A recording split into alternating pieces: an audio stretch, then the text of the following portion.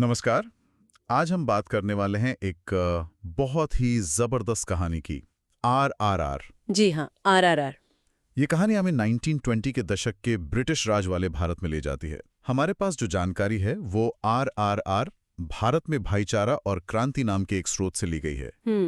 तो आज हम इसी कहानी की, आप कह सकते हैं, गहराई से चर्चा करेंगे, समझने की कोशिश करेंगे इसके खास किरदारों को, उनके रिश्तों को और उनके असली इरादे क्या थे। बिल्कुल। इसमें दोस्ती है, धोखा भी है, कुर्बानी है और हाँ, आज़ादी की लड़ाई की एक बड़ी झलक है। हाँ, बिल्कुल। तो शुरुआत कहाँ से होती है इसकी? कहानी की शुरुआत थोड़ी चौंकाने वाली है एक्चुअली। एक अंग्रेज गवर्नर है, स्कॉट बक्सटन, और उनकी पत्नी कैथरीन। अच्छा। वो एक आदिवासी गांव के दौरे पर जाते हैं और वहाँ कैथरीन एक छोटी सी गोंड लड़की है, मल्ली, उसे गाते हुए सुनती है। हाँ। और बस उसके गाने से इतनी मोहित हो जाती है कि उसे जबरदस्ती अपने साथ ले जाती है। जबरदस्ती मतलब? हाँ, बस कुछ सिक्के फेंककर, जैसे कोई चीज खरीद रहे हो। यहीं से कहानी का जो मुख्य टकराव है वो शुरू होता है। एक बच्ची अपनी माँ से, अपने लोगों से बिछड़ जाती है। और यहीं से हमारे दो मुख्य किरदारों की एंट्री होती है, भीम और राम। हाँ, कोमाराम भीम और ए रामा राजू, दोनों की यात्राएं यहीं से शुरू होती हैं और उनके रास्ते बड़े अप्रत्याशित ढंग से टकराते हैं। चलिए तो फिर खोलते हैं इस कहानी की परतों को, देखते हैं ये कैसे आगे बढ़ती है। बिल्कुल। तो जैसा आपने बताया, गवर्नर की पत्नी कैथरीन मल्ली को ले जाती है, उसके गाने से प्रभावित होकर। हाँ, प्रभावित होकर, लेकिन बड़ी ही क्रूर तरीके से।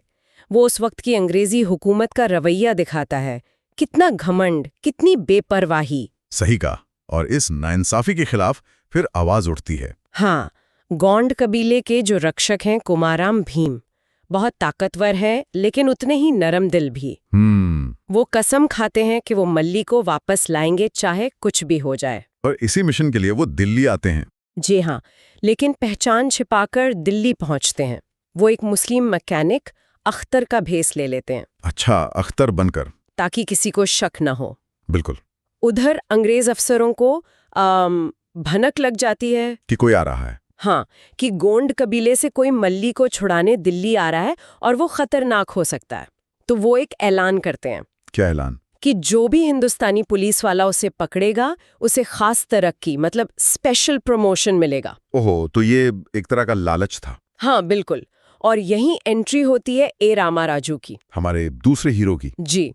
वो पुलिस फोर्स में है और उनमें कुछ कर दिखाने का जबरदस्त जज्बा है, बहुत महत्वाकांक्षी हैं। तो वो इस मौके को भुनाना चाहते हैं? हाँ, अपना दम दिखाने के लिए वो क्या करते हैं कि विरोध कर रही भीड़ पर बेरहमी से लाठी चलाते हैं, ताकि अंग्रेजों को लगे कि ये वफादार है। एग्जैक्टली। पर इस सख्ती के पीछे राजू का अपना एक गहरा राज है। राज? कैसा राज? असल में वो अंग्रेजों के सख्त खिलाफ हैं। वो पुलिस में रह के अंदर ही अंदर क्रांति की तैयारी कर रहे हैं। अरे वाह, मतलब दोहरा जीवन जी रहे हैं। बिल्कुल।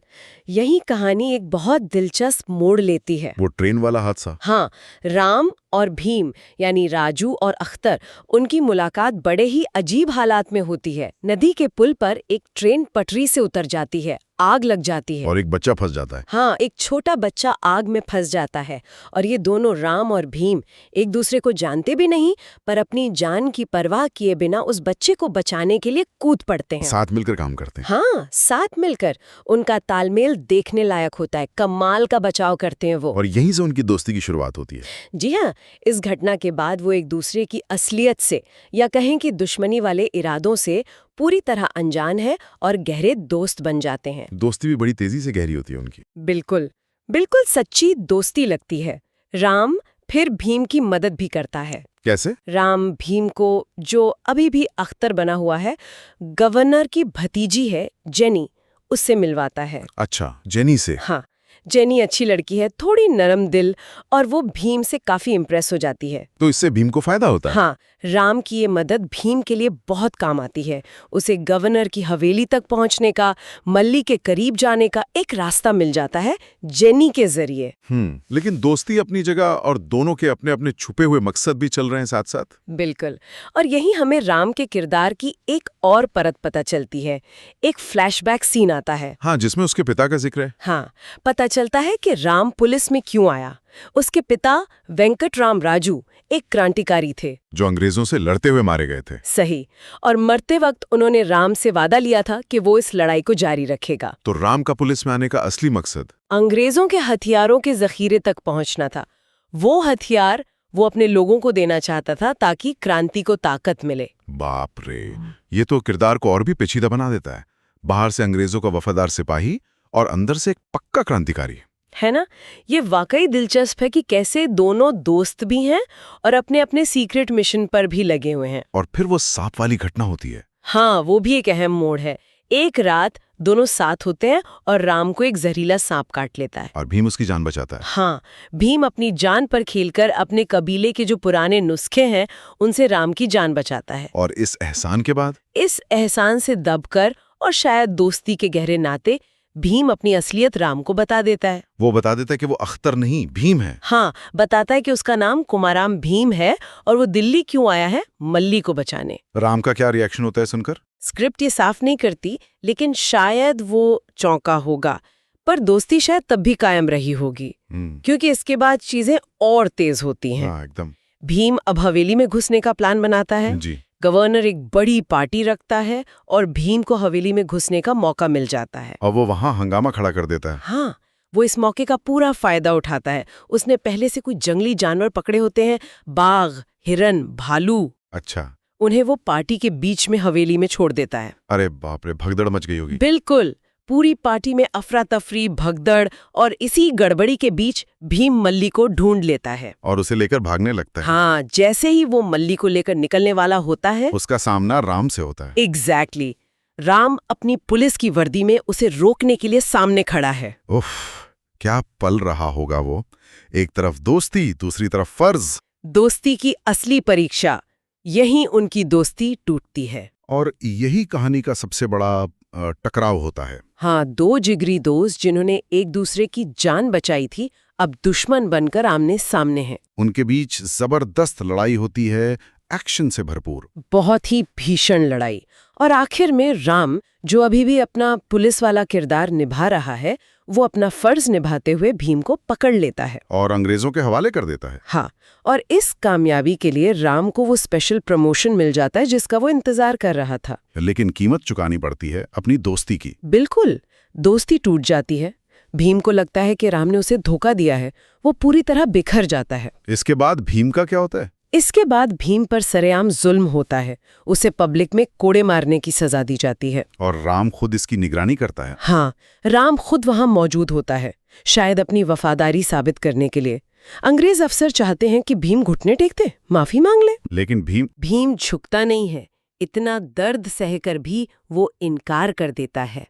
उसका ये हौसला, उसकी हिम्मत देखकर वहां जो हिंदुस्तानी भीड़ जमा होती है, उनमें जोश आ जाता है। हाँ, उनमें बगावत की चिंगारी भड़क उठती है। लोग पत्थर फेंकना शुरू कर देते हैं।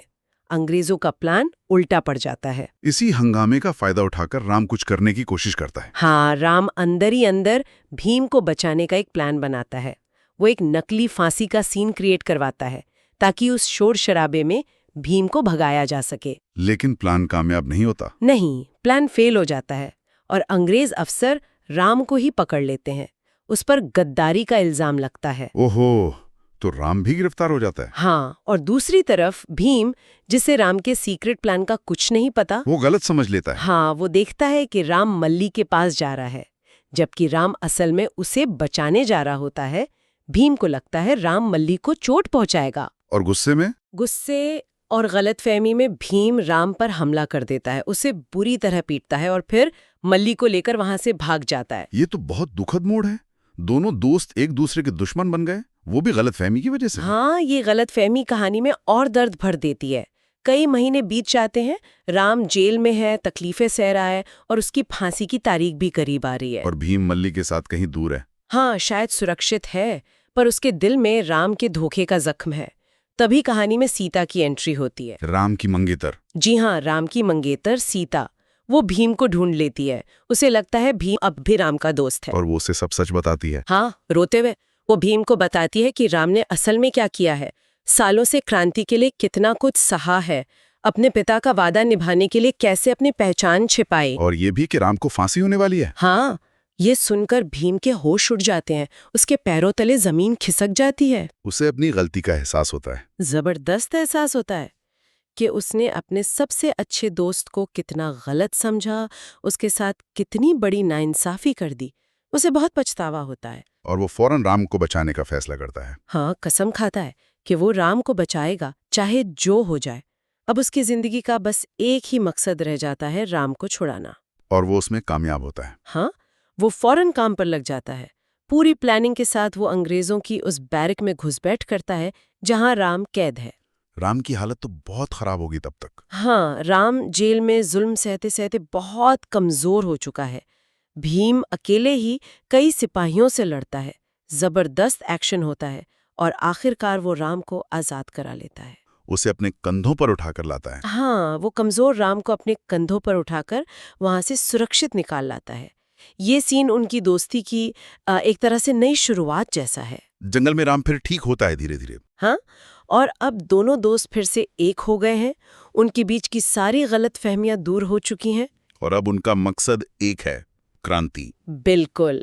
राम अब पुलिस की वर्दी उतार फेंकता है और भगवान राम के अवतार की तरह केसरिया धोती पहन लेता है। और भीम जो हमेशा से ताकतवर रहा है, वो हनुमान की तरह उसकी ताकत बनकर साथ खड़ा है। अब उनका लक्ष्य एक ही है, अंग्रेजों से हथियार छीनना। राम का दिमाग और भीम की ताकत, हाँ, एक खतरनाक कॉम्बिनेशन। वो मिलकर अंग्रेजी फौज पर हमला करते हैं। उनका निशाना होता है अंग्रेजों का शस्त्रागार, जहां हथियार रखे होते हैं। जी, वो धावा बोलते हैं और जबरदस्त लड़ाई के बाद कामयाबी से हथियार चुरा लेते हैं। ये हथियार क्रांति के लिए, जैसा राम के पिता चाहते थे, बहुत जरूरी थे। और कहानी के क्लाइमैक्स में गवर्नर स्कॉट बक्सटन का क्या होता है? लड़ाई के अंत में राम अपने पिता का वादा पूरा करने के करीब पहुंचता है, लेकिन वो खुद गवर्नर स्कॉट बक्सटन को नहीं मारता। क्यों? ये काम वो भीम को सौंपता है, जिसने मल्ली के छीने जाने का दर्द सहा था। अच्छा। हाँ, भीम राम की तरफ से गवर्नर स्कॉट बक्सटन को मार डालता है। इस तरह मल्ली के साथ हुई नाइंसाफी का बदला भी पूरा होता है और क्रांति के एक बड़े दुश्मन का भी खात्मा होता है। तो हथियार मिल गए, दुश्मन मारा गया, मिशन पूरा हुआ। हाँ, क्रांति के लिए हथियार हासिल करने के बाद दोनों दोस्तों के रास्ते आखिरकार अलग हो जाते हैं। उनके अपने अपने मिशन पूरे हो गए हैं और अब क्रांति की लड़ाई दूसरों को लड़नी है। शायद यही संदेश है। जाते समय भीम राम से कुछ नहीं मांगता, न दौलत न जमीन। वो क्या मांगता है? वो बस एक चीज मांगता है कि राम उसके कबीले के लोगों को पढ़ाए, उन्हें शिक्षा दे, ज्ञान दे। ये तो बहुत ही अलग सी मांग है। हाँ, और बहुत महत्वपूर्ण भी। तो ये थी आरआरआर की कहानी की हमारी गहराई से चर्चा। हमने देखा कैसे दो अनजान लोग दोस्त बने, फिर हालात ने उन्हें दुश्मन बनाया, और आखिर में एक बड़े मकसद, मतलब आजादी की लड़ाई के लिए वो फिर से एक साथ आए। हाँ, ये कहानी दोस्ती, कुर्बानी और उस दौर के जज्बे को बहुत अच्छे से दिखाती है। बिल्कुल, और ये भी दिखाती है कि किरदारों के जो निजी मकसद होते हैं, जैसे राम का अपने पिता से किया वादा या भीम का अपने कबीले और मल्ली के प्रति फर्ज, हाँ, वो कैसे उनके कामों को दिशा देते हैं। हाँ, भले ही वो मकसद उन्हें कुछ समय के लिए एक दूसरे के खिलाफ ही क्यों न खड़ा कर दें, लेकिन अंत में जो उनका साझा दुश्मन है और इंसाफ की जो चाहत है, वो उन्हें फिर मिला देती है। ये दिखाता है कि कैसे निजी रिश्ते और क्रांति जैसे बड़े मकसद एक दूसरे पर असर डालते हैं। सही कहा, वो एक दूसरे से जुड़े हुए हैं। और आखिर में भीम का राम से अपने लोगों के लिए पढ़ाई मांगना, ये बात वाकई सोचने पे मजबूर करती है। पूरी कहानी में लड़ाई, ताकत, हथियार, इन सब पर जोर रहा, लेकिन अंत में बात ज्ञान और शिक्षा पर आके रुकती है। बिल्कुल। ये कहानी का अंत एक बहुत बड़ा सवाल हमारे सामने रखता है। क्या हथियारों से जो आज़ादी जीती जाती है, उसे टिकाऊ बनाने के लिए, उसे सही मायने देने के लिए असली हथियार ज्ञान और तालीम ही है? ये सोचने वाली बात है। शायद क्रांति की कामयाबी सिर्फ लड़ाई जीतने में नहीं है, बल्कि आने वाले कल के लिए एक शिक्षित, एक मजबूत समाज बनाने में है। ये सवाल शायद दर्शकों के लिए है कि आज़ादी का असली मतलब क्या है और उसे सहेज कर कैसे रखा जा सकता है। बिल्कुल, एक गहरा सवाल जिसके साथ हम आज की चर्चा खत्म कर सकते हैं।